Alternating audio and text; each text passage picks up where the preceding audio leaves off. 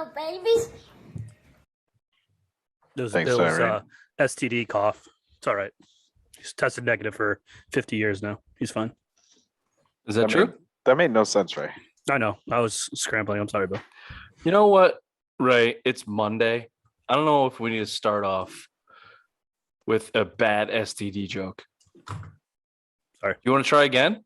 Nope. Can we just wipe it clean? Oh, that's what Bill tried to do to his STDs. That was a good one.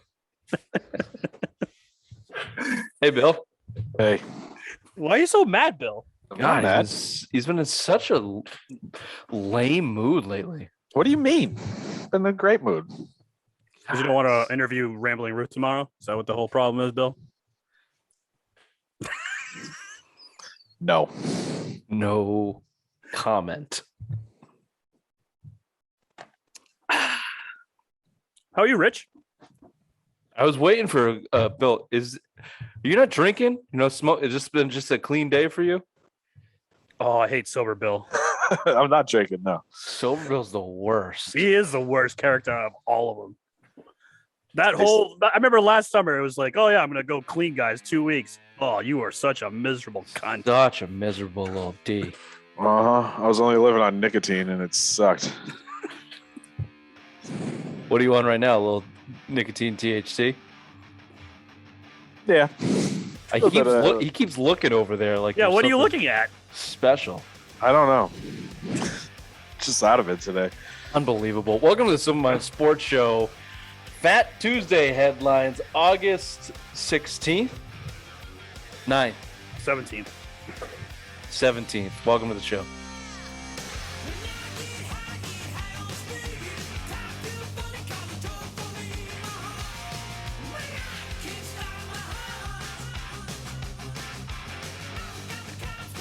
I don't want to be the bearer of bad news, but your microphone sounds like caca. Does it? You could have told me that like before Well, it just sounds like caca right now. you started talking for 10 minutes. Well, we didn't really talk. Bill just kind of moped around for 10 minutes. Is that better? It's just when you speak loud, which I know you're going to do when we get to one subject matter, it just gets all crackly. It just doesn't sound great. Interesting. Rich, I think you sound fine, buddy. Shut the fuck up, Bill. Might have to go back to the old dick mic. Oh, you play with it? Whatever. We'll play with it. So your mother said. Welcome to Some of My Sports Show. If you're watching on YouTube, please subscribe. If you're listening on Apple Podcasts, Spotify Podcasts, do the same wherever you're listening to podcasts. Subscribe, rate, review, and wherever you're doing it. Yeah, you sound like shit. God fucking damn it, Bill. Oh, for the love of fucking God. That's better. Perfect. Ooh, right there. Yeah, right there. Okay. Right there. Great. Don't move. Wherever you are listening, watching, or enjoying this podcast, get yourself a white birch beer. It makes everything better. It'll make us sound like $1 million. And if you can't do that, then head on down to the brewery in Nashville, New Hampshire. Ray, address, please. 460 Amherst Street. The good side of Amherst Street. Head on down to the brewery, get yourself a flight, get yourself a pint. If you can't get it there, get it at your local beer store, wherever you get it. Tell them the Simple Minds boys sent you. White Birch Brewing. Of course, now I'm terribly self-conscious about the way that my mic sounds. Now you know how I feel when I go out in public. That's because you're fat. Thanks, Bill. No shit, Bill. No shit. Here's where we're going to start, boys. Whether I sound like shit or not, we're going to start with the Patriots and their first preseason game. Obviously, Mac versus Cam versus Mac. What did we learn about the quarterback position? Cam Newton was 4 of 7 for 49 yards, no touchdowns, no picks, 2 drives. Mac Daddy was 13 of 19, 87 yards, also no touchdowns, no picks. Played into the third quarter there. So I don't know. I ask your just overall opinion. What was your first impressions, Ray, of Mac Jones and Cam Newton in preseason game number 1?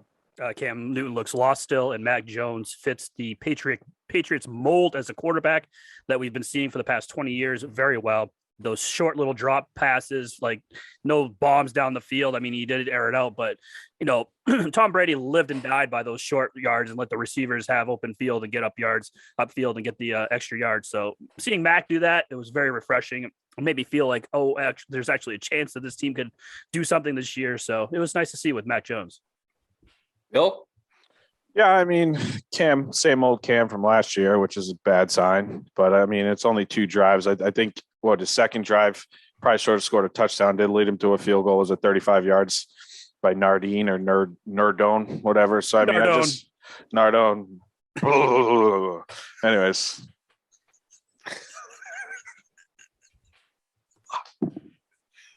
See, every time you just gotta say something, just throws me off. You motorboat son of a bitch. I hope to God that Quinn Nordine makes the team now, because anytime a field goal goes through for the Patriots. No, I think we should pump the brakes a little bit on Mac. I mean, it's just I don't see him starting. I think Cam's still your starter. You kind of saw it today in his first joint practice with Philadelphia. Cam got all the first team reps. I don't agree with it, but I mean, I do want to pump it. It was a nice little display. I thought it looked kind of like a Patriot offense, but I still don't trust him long term. Or this season, I should say. I mean, I don't mean long term in Mac Jones. I mean him to start the season. I want to see him kind of get gradually eased in. And then again, it seems like that's the way it's going. It's just your typical, Cam's a starter. It would have been the same thing with Brady. 2 series, boom, out. It's just, I want to see it. I don't trust Cam. That shoulder is terrible, but I don't trust Bill to start the kid. The other thing I like too, though, is that Cam Newton wasn't looking at the defense very well. Like that sack that Chase Young had, he didn't audible the offensive line to pick up the blitz on that side. Or what blitz? Over. He just blew right by Isaiah Wynn. I don't even think it was a blitz. He didn't have protection on that side. Even still, like you should have put a running back on that side to help him out, but he didn't do that. Mac Jones looked like he was dissecting the defense and actually could read the mic and all the blisters that are coming. So seeing Mac do that made me feel better about this upcoming season as well. Yeah, I don't think we should read too heavy into the dissecting of defenses from all the beat guys. That there's no scheming going on. It's really just base defense out there. Which, to Ray's point about Cam Newton, is even worse. Like he's still, like you said, Bill. There's no difference in Cam Newton. Look, will Cam Newton, if he plays all 17 games, will he be better than last year? You probably have to say yes, just because of the team around him. And they get one more game. Yeah. You throw the ball to Jonnu Smith and he runs over people for 16 yards. Inevitably, you'll probably be better. But we didn't see anything different from Cam Newton to think that they can run a different type of offense, that we can see him more like the Patriots of old, that they can go put up 24 points regularly. It was the same exact Cam Newton. Even though it was 2 series, you could tell right from the fucking get-go in that second drive when he fires off a screen pass to James White that's 3 yards behind him at 70 miles an hour. With a drive before, he had a beautiful screen pass to James White for 20 yards. He's inconsistent and inaccurate. This is Cam Newton. This is it. And I guess, they weren't going to let him rip and run all over the field, but we saw what that looked like last year too. He lost the step. We know exactly what we're going to get from Cam Newton. You can probably make the playoffs if this defense remains healthy and is as good as it is, and if your offensive line remains healthy, but you're not going very far. In Mac Jones, I don't see anything that he did that worries me, and I don't know why people are upset that he's throwing the ball sideways for 6 yards. What the fuck did Brady do for 20 years? This is what they want the offense to look like. And I disagree about the whole, well, Cam Newton got 2 series, and that means, he's in the starter role. Mac Jones played a series with all of the starters basically. And then I think Bill had him in there to get a prolonged look at Mac Jones and what he looks like in an NFL game. No, you don't need to see Brian Hoyer. I mean, that's your third option. You saw Brian Hoyer come in late in the game, but you don't really, I mean, it just made sense. You don't need Brian Hoyer. You just need to get him in some not meaningful. You just need to get him in some real game snaps, but he's your third string quarterback sounds like he's going to be on the practice squad because they're still doing the same practice squad eligibility as they did last year. So you don't really need to see him. He's been in the offense for a long time. obviously just the way they drew it up. Yeah, he got a little bit of one series with the ones, but I mean, there was a reason. I mean, you don't have a fourth quarterback you're looking at. Maybe you probably would have seen Mac play a quarter if you still had Jared Stidham, and you might not have seen Brian Hoyer at all. So, I mean, that's where it is out of necessity. Obviously, you're going to want him getting the longer looks. It's his first pro game. Should have had a touchdown. Christian Wilkinson dropped a pretty easy catch, I thought, in the end zone. But I think that it should have been a touchdown. I mean, it should have been a touchdown. I think people draw. Yeah, look, the pass was better than the catch. Obviously, I don't know if it was a drop, And but he it was a nice. sucks. I mean, it was Christian Wilkerson sucks. We'll get there. It was a drop in the bucket from 40 yards out. So it was a nice throw. And here's a greater point. And I don't know if this was a Felger point that I heard after the game or somebody else, that, okay, Mac Jones is taking what's given to him. He's checking down. He's getting the wide receiver bubbles from McDaniels on the play calling, and all that's fine. Do we think that Cam Newton can actually do those things? No. Right? Nope. Don't you think that at one point in time in their struggles as an offense last year, we were throwing for 84 yards, 112 yards, 69 yards? Nice. Don't you think we would have tried to see a bubble screen here and there or something of a Patriots offense to get things going at one point in time? The guy, Cam Newton, can't do it. He can't do it. He's got one style of offense. Put some running backs with him. Try an RPO his way into the red zone and see what happens. That's it. So I don't want to. I'm with you, Bill. You know, Mac Jones didn't jump off, and strike lightning rods up my asshole. But you just look at the way that offense is run. It's the same thing we said about Brian Hoyer in that KC game from 20-20. Holy shit. This is a competent quarterback throwing the ball 7 yards, and they're getting 12 on a slant that looks like an actual NFL offense. And they're doing it rather consistently. I know he's not going to give Mac Jones the ball to start the season, but I guarantee you the second he does, this offense will look more like an NFL offense and will be more consistent. I don't know if they'll score. That's the next piece. As a rookie, it's hard to consistently be good in the red zone. But Mac Jones' era has begun for me from game one. Done. I'm Team Mac all the way. I'm done with Cam Newton. It's over. Also, I don't know if you heard it, but Mr. Kraft definitely heard it when Mac Jones came on that field and that whole Gillette Stadium erupted with cheers because they knew the savior was coming and that this is Mac's team and not Cam's team anymore. And what did I tell you guys? That when the fans are there, they're going to let those fucking boo birds come out as soon as Cam fucks up once.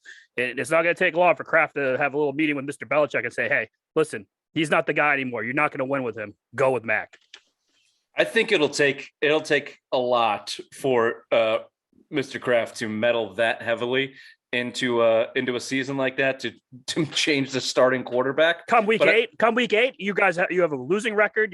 Sure, yeah. I mean, I think that he's going to call down and be like, listen, you're not going to win with this guy. It's time to that could qualify as a lot if you have a losing record after spending $250 million halfway through the season. Sure, you could see that happening. But you know who else heard that roar for Mac Jones was Mr. Old Cam Newton himself, who the next day put out a doozy of a fucking Instagram post. And if you weren't done with Cam Newton before this, I don't know how you're still with him now. Cam Newton's Instagram post, I can't read it on this on the thing that I sent you, and his stupid goddamn font. I couldn't read it anyway. But something along the lines of far from perfect loyalty, I deserve it. Directly after a game where all of New England is taking their pants down for Mac Jones, the 15th overall pick, a year after Cam Newton has been ripped to shreds for sucking in the Patriots uniform and brought back for pennies on the dollar in the middle of a quarterback controversy. And what happens in joint practices with Philly today? Cam Newton is there for every single first team rep the whole day. Oh, this is going to end badly, Bill. This is going to end badly one way or another. Yeah, I mean, at some point, if Mac truly passes him, I mean, you got to cut him. I don't really think that he's going to back up Mac Jones here, and I think who was I listening to this morning? It's like you can't start the kid from week one and then go to Cam.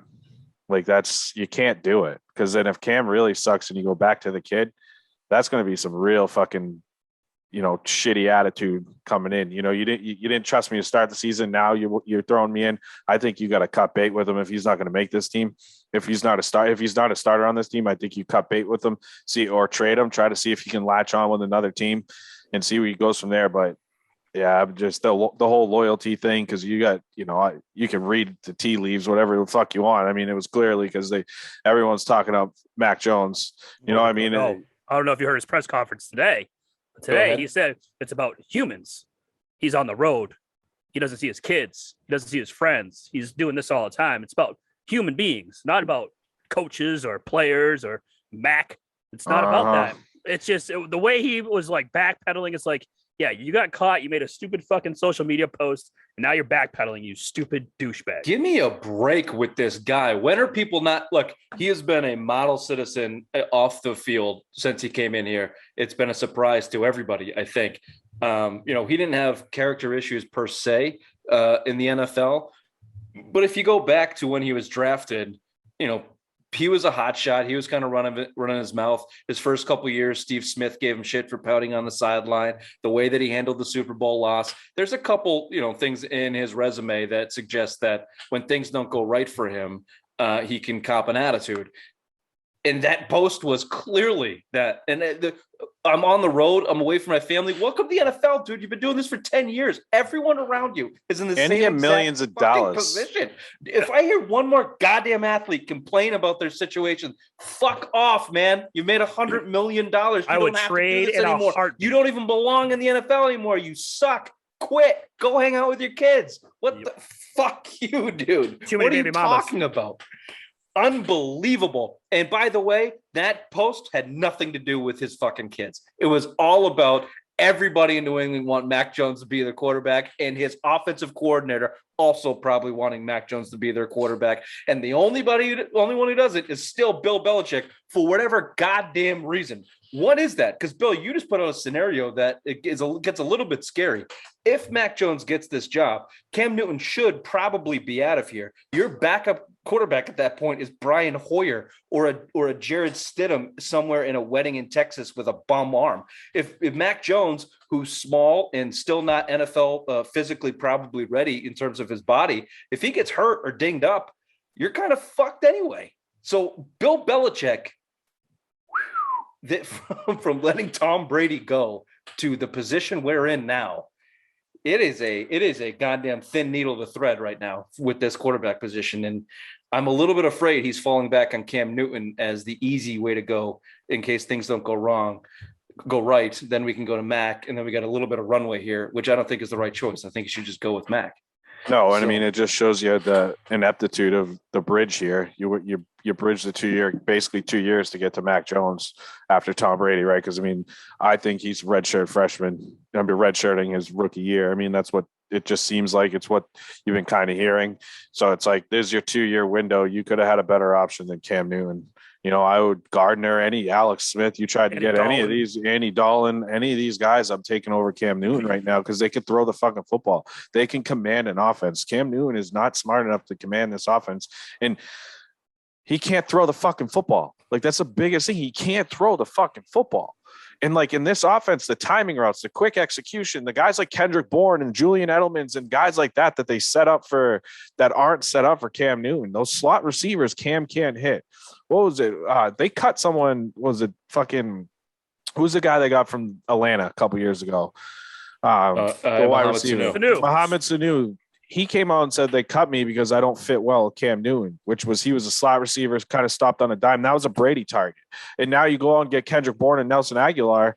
Nelson Aguilar's whole game plan is going down the field. Well, if Cam Newton averages 0.7 yards average throws off the line of scrimmage per completion the other night, in the air yards, think about that. In the air yards was 0.7. Mac Jones was 7. Yeah. So, and by the way, the greatest quarterbacks of all time around 7.5 yards per completion. So, it's I don't know. It's a little bit scary. As much as it came out of that first game, like, wow, shit, Mac Jones, first ever game in the NFL. Didn't blow me away, but looked good. It's only up from here. You start thinking about all of the ramifications and logistics of making that happen. It's like, it's a thin needle. They're going to have to thread a real thin needle at the quarterback position this year. And expectations are not what they were. You should make the playoffs and make noise in the playoffs this year. And if you don't, that's a fail. And you're going to rely on one of these guys to do it.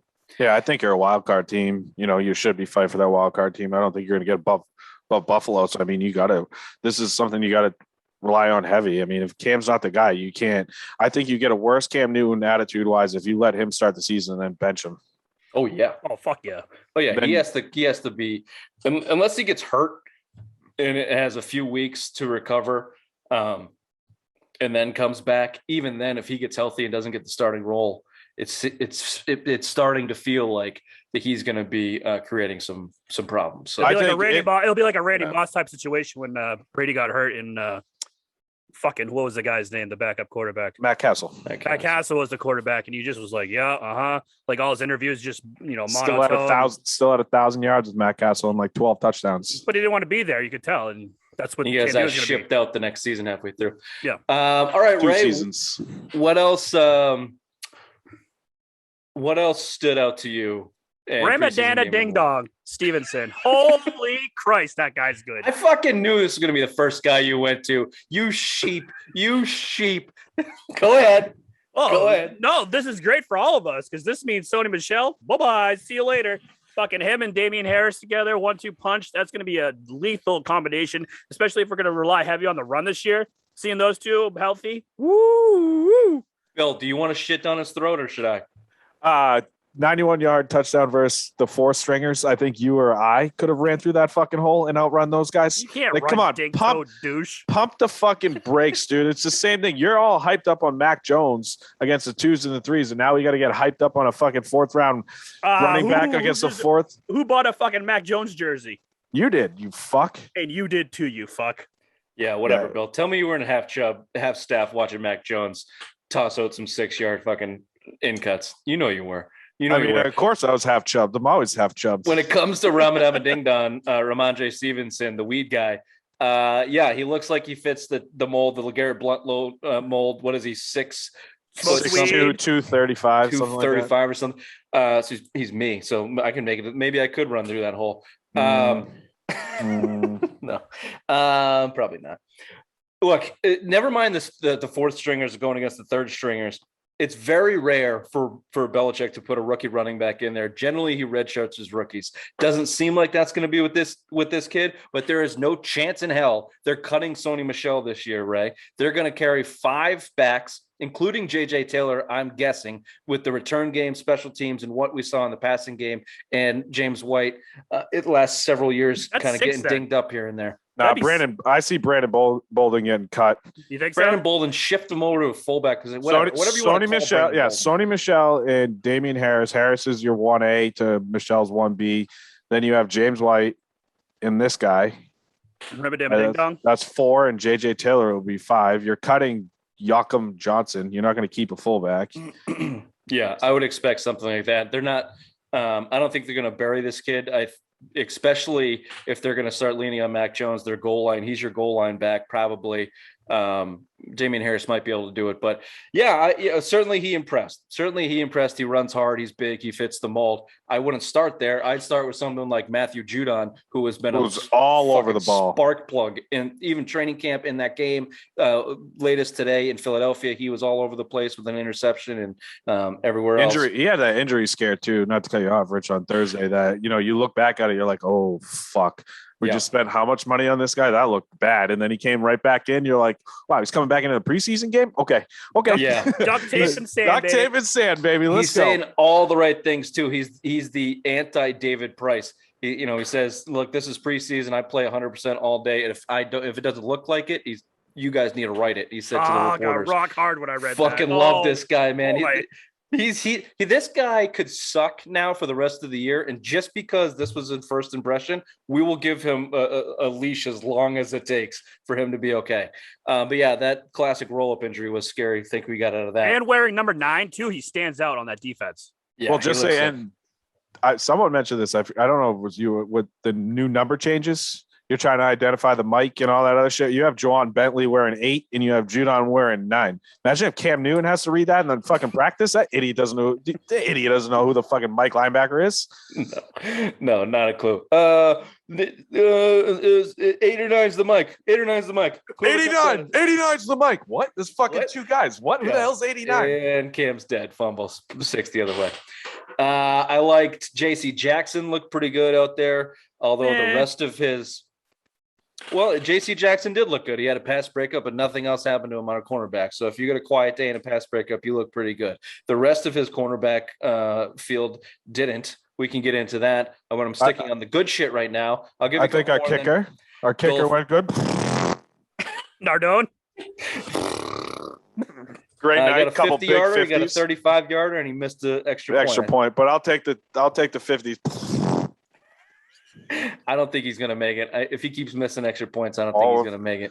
If Nick Folk doesn't come back, I mean, he keeps missing practice. He's still. I mean, this is day 7 that he's missed, and this kid's looked good. Did he travel to Philly? I don't even know. I think so. I don't know, but he's there's an 18. injury. Hold on, but he's also 18 and 19 in practice and game kicking inside Gillette Stadium. Hey, I mean, I like the big leg, but Nick Folk had 2 350 yarders, 2 for game last year. Let's not shit on Nick Folk. Barely. I'd love to get into the program. Dude, titties will outkick him for the rest of the year. He's making his team. Unbelievable. For the sake of the show, we need on the show. Quinn Nordine. We need you. We need you, baby. You motorboat son of a bitch. We need you. I also had here on my list that Jono Smith play. He had 1 catch, but just the 16-yard. Just when you go an entire year with 3 total catches by the tight ends, and then you get that the first catch in preseason by a tight end the next year, it's like, oh yeah, this is what this position is supposed to look like. Who's also hurt now, so nice. Yeah, a little dinged up. He'll be okay. He'll be okay. Dirt, baby. Hunter Henry traveled to Philly. They'll be fine. They're going to hold these guys back. They know what they got in there. Non-contact jersey though. Doesn't matter. You know who I like? You know who I like a lot? And I'll throw it over to you guys for question marks. I like Kendrick Bourne. I think Kendrick Bourne is a Patriots kind of receiver. Runs He's around, quick. gets open. He's fast. He's bigger than I thought he was too. Yeah, what's he, 6'2"? Somewhere around there? Something like that. But I thought he was another small guy. When he gets off the ball, I think he's a perfect wide receiver, Mac Jones, and what the Patriots want to run. He could stop on a dime, turn either way, that Julian Edelman, Wes Welker role, but he's faster. And I think he's faster off the first step than Edelman is, and he looks like he can catch fucking everything. Yeah, and I think like this guy. He's going to sit underneath in those zones that made Edelman and Welker fucking famous in this offense. You know, and if you do eventually, when you eventually do get to Mac Jones, I think I'm liking what I've seen out of him. What I'm not liking, N'Keal Harry, 1 play or 1 catch in 36 plays, played well into the second half. Writings on the wall, boys. Bye-bye. But Ray, he was having a breakout camp. 1 catch, 1 target, 4 yards. And he went backwards on that play too. 36 plays. This guy fucking sucks. If one more person tells me that he's having a breakout camp and to watch out for N'Keal Harry, get the fuck out of here. He can't, even on the screen passes, he was getting blown up in the blocking game, which you heard was such an impressive improvement for him this year. Yeah, when he's going against shitbags that aren't going to make the team, of course you're going to look great. He was playing against the... Hold on. But Ramondre Stevenson playing against a bunch of practice. I'm saying practice. I'm going to have a ding-dong. Going against a bunch of shit guys that aren't going to make the team run. N'Keal Harry played the same time that Ramondre Stevenson played, and he looked like shit. Actually, didn't look like anything. He was a ghost. He was a ghost out there. And what other question marks you got, Ray? Win. He got blown up on that Chase Young fucking sack. So I mean, it's one play against probably the best defensive player in the league. I'm going to give him a pass on that. The only question mark I have with Win is healthy, because I think he's probably, I don't know, top 10 left tackle in the league when he's healthy. So small. He's undersized. I mean, he was 6'1", 6'2", and that was a knock. I mean, he was a left guard. They took him in the first round. And you kind of see, honest to God, I prefer Trent Brown over in the left side than the right. Because we thought that they were going to switch. We thought that he was going to go to the right tackle and have Trent Brown come to left tackle. But again, when Wynn's in there and healthy, I mean, you don't see much of him because he's really good. He can play, but he can't stay on the fucking field. Yeah, I thought the offensive line was good to There wasn't a lot of pressure coming from them in the first half, so I thought they were fine. I think and the hurry up offense Mac was running before we move on was, I really like to see that. They put a lot of faith in him calling plays at the line, getting the where. I mean, Cam can't do that. He had 11 straight passes. I believe he was 7-8 on that drive, and I think the only incompletion came on third down, and it was really a kind of a broken play where it was just kind of a throwaway play. But I mean, he looked the part. He did look the part. So I mean, it's encouraging. Yeah, to your point, Ray, not to continue to go back to Mac here, but just the idea of getting the ball out physically, the physical mechanics of getting the ball in shotgun, 5 wide, 2-minute drill, getting it from the snap, putting it back to your shoulder, and just flipping it out with your wrist. Cam Newton physically cannot do it. Because he can't lift his arm up over his head. I don't know what the cam stands don't see in this. He can't throw like this. The whole thing's going to be a catapult, no matter if it's going 3 yards or 30. He just physically can't do it. But the biggest question mark you guys didn't mention is the secondary. I know they're missing, obviously, Stephon Gilmore. That's still unresolved. And they're missing Devin McCourty, their captain back there. So we got to get I don't expect him to play all year preseason. No, probably not. All preseason, no. But Jalen Mills playing out of position. Let's keep him away from that cornerback position. Yeah, he's more of your number 3, number 4 corner. I like him more in that safety role. He's expected to play there, but other than that, they're going to rely on guys like, and I'm talking outside corner here. So it's J.C. Jackson. Obviously, you expect the workout with Stephon Gilmore. They've passed whatever line of arbitration here. Bad word, but he's not going to get traded. I don't think he's going to sit out. So we expect him to play. Other than that, though, your outside cornerbacks, the undrafted kid, Michael Jackson, and, fuck Juwan Williams. That guy's going to get cut. That guy sucks. Who else do they got outside at this point? Bryant, is he still on that Miles team? Bryant, who's actually playing a lot of safety. So I did read an article, I think, out of Jeff Lowe that said, they're putting these guys in positions that they're not comfortable with to see what they got. And you might see that flip-flop from Jalen Mills and Miles Bryant in the season. We saw Miles Bryant make some good plays last year as an outside cornerback. I just say it's not as deep. We mentioned this in the previous show. That cornerback position is probably not as deep as we might think it is. And it is chalk one up for Stephon Gilmore for because sure. he just made a pretty good point on whatever negotiations he's in. No, but you're also right too. That's the weakest part of our defense right now. Usually, that was our strongest years past, and now it's the weakest. Our linebackers, our front, defensive line. That's the strong point of this defense. You won't be able to run against this team, but passing, until Stephon Gilmore comes back, we're fucked. Yeah, let's see what Devin McCourty brings back. He's a pro. Other than that, what's your final thoughts here on the Patriots? Did you guys watch any other preseason stuff this weekend? A lot of talk about Justin Fields. I'm keeping my eye on him with the Patriots. I have no life to get him. Yeah, of course. Of course I did. Were you as high on Justin Fields as everybody else seems to be, playing against the 3s and the 4s, leading them back to a win? No. Yeah. Who did they play? It was Jacksonville. Miami. No, Miami. I watched the Cleveland-Jacksonville game. That was a fucking bore fest. But yeah, it's Miami. Who fucking cares? And you're going against the 3s and the 4s. Nothing. Yeah, I'm just going to keep an eye on that. Still fall asleep? No. I sat the whole weekend in the fucking woods. I didn't get to watch any football. Get nothing out of this. Isn't it fun to have a girlfriend, Bill? It was a nice night. It was a nice weekend in the woods, actually. So I can't really complain. But I didn't have fucking internet until I went to go to fucking town. Had to go to town. Go to town, get my football fix. Well, that was an eventful preseason. Like we said before the preseason started, this was going to be one of the most eventful and important, or whatever you want to call it, from the last 20 years. Generally, it's just let's get this shit over with, something to the AFC Championship game. But it's all different now. Every week matters. So let's see what happens here with Philly in this upcoming week. And I know we may have overacted here with Cam getting all the first team snaps today, because every other day since training camp has started with this quarterback position has basically flip-flopped and been a roller coaster.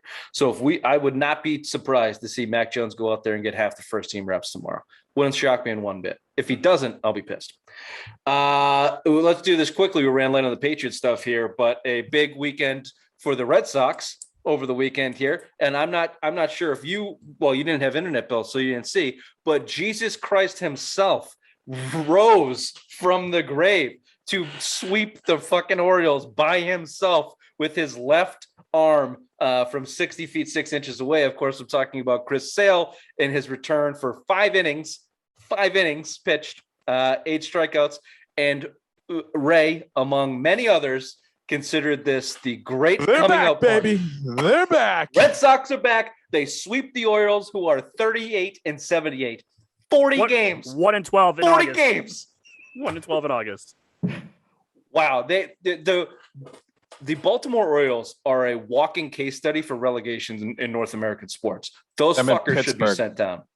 Oh, yeah. Pirates, yeah. So go ahead, Ray. Why don't you give us your epiphany on Chris Sale coming back to the Red Sox and how he's going to lead them to the promised land? It's nice to have your ace back. Now you have your bats don't have to do all the work. They can go out there and know that they have a reliable pitcher out there that can deliver 9 innings of shutout baseball or low scoring baseball. So 5 innings. I'm just saying. Who's counting? 2 runs. And then also look at yesterday's game. Erod goes out there, 6 innings pitched. I mean, these guys are motivated. They think the writing's on the wall. They're only 3 games back from Tampa Bay. They can still do it. And I guarantee you they win the AL East. It's going to happen. And it's because Chris Sale, they're going to rely on him and his coming back from war interview that he had or post-game interview he had.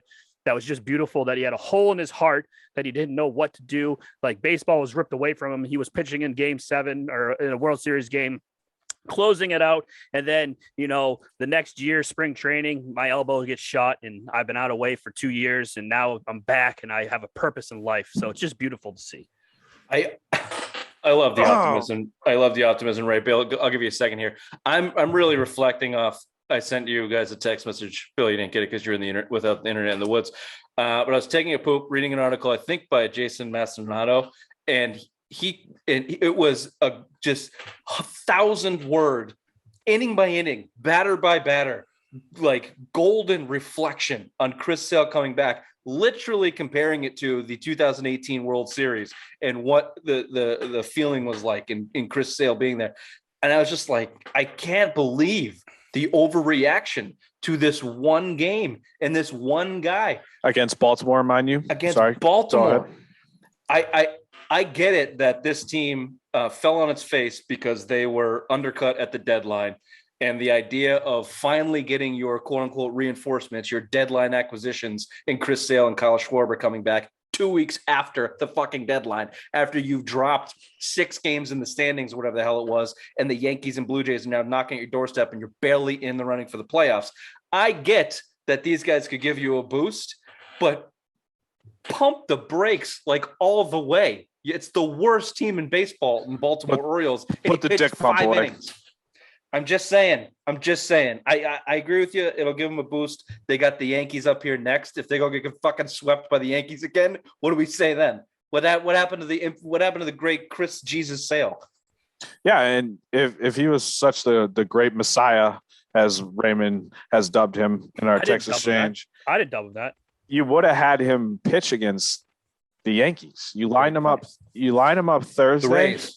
He would have pitched against the Rays. Sorry to interrupt you, Bill. No, it's not the Yankees. Sorry, the Rays. Would have been the Rays and then the Yankees because he might have missed the Yankees series coming up. Sorry, bring him back to a shit team, get his momentum up, get his get his good stuff. No, you pitched him where you pitched Tanner Houck on Thursday. That should have been Chris Sale, and then you pitched Chris Sale again tomorrow or Wednesday. Right. So you keep on that trajectory about a week, you get him the Yankees, then he lines them up again with Tampa or vice versa. It's one of those. I don't remember the schedule, but that's where you do it. That's where you need him most. Those are the 2 series you have to fucking win. You have the Yankees that are 2.5 behind you coming in for 3, or you're going on the road for 3. You get swept. You're going down to 3rd place. Toronto's 4.5 behind you. You still get another series or 2 with them coming up in September. Like, this is going to be a dogfight. Like, these are the ones you have to win. You don't put fucking Chris Sale to face Baltimore and Texas. Those are not what you need Chris Sale for. You could throw Garrett Richards or Martin Perez out there.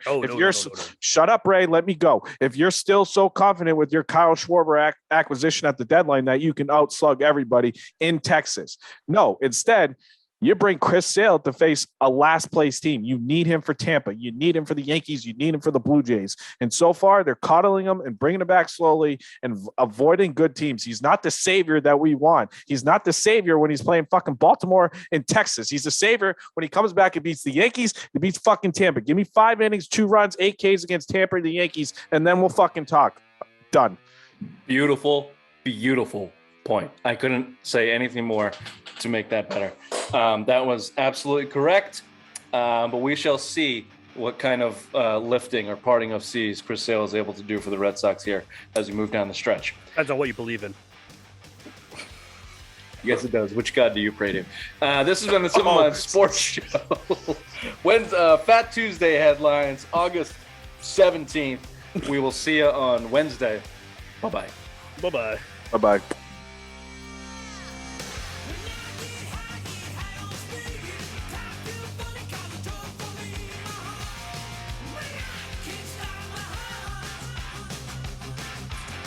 What do you guys think of Peyton Pritchard, the basketball?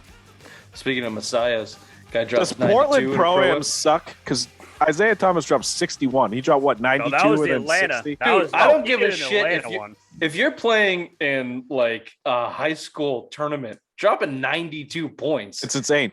And you're not Wilt Chamberlain. You're not 7 feet tall, dunking over guys. Like he's 6'1" or whatever, shooting like 70% from 3. 92 points is impressive anywhere. Remember Mike James? I think the Celtics had him for a little bit. He played on the other team. He dropped 53, 54. I think he got 70. They were no, I don't think it was in the 50s. I don't think he got up to 70. But they were going back and forth. Like Pritchard looked like holy shit. Looked like white chocolate out there. Ooh, pump the brakes, my friend.